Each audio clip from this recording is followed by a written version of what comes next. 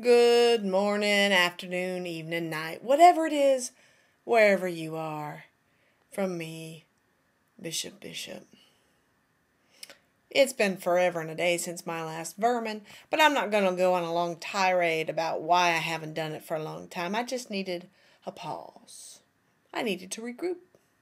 And today I felt inspired to do another vermin. Can you guess what inspired me? Can you guess what inspired me? Yes, that's right. The royal wedding inspired me.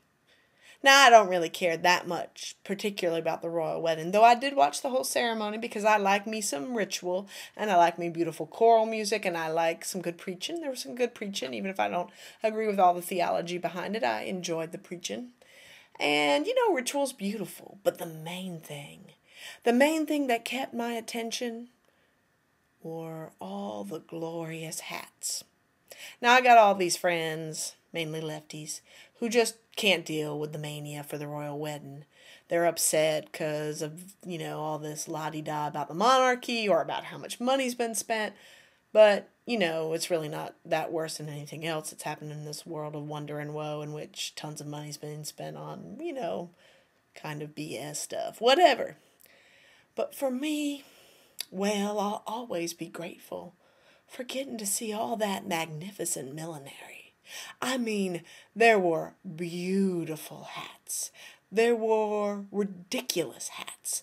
There were pieces of architecture on women's heads. There were things with feathers and bows and things that stood almost 3 feet in the air. Some things had this glorious, you can't see my hand, a slant that just sort of looked like it should slide right off their head. I mean, it was absolutely fantastic.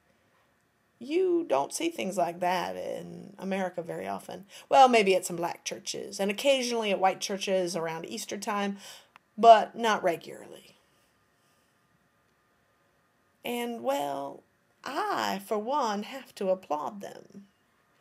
Even some of the really ridiculous things. I mean, there's a certain joy in wearing something that doesn't look quite right, but yet somehow makes you taller, makes you wider, makes you more visible, more present. And I don't really have any moral to my story today. I just get a lot of joy out of seeing or having seen all those beautiful, stupid, magnificent pieces of millinery. And I hope that someday when you're feeling low, I was feeling low this week and those hats just made me feel a bit better. I hope that when you feel low, you put on a hat. You take up a little more space.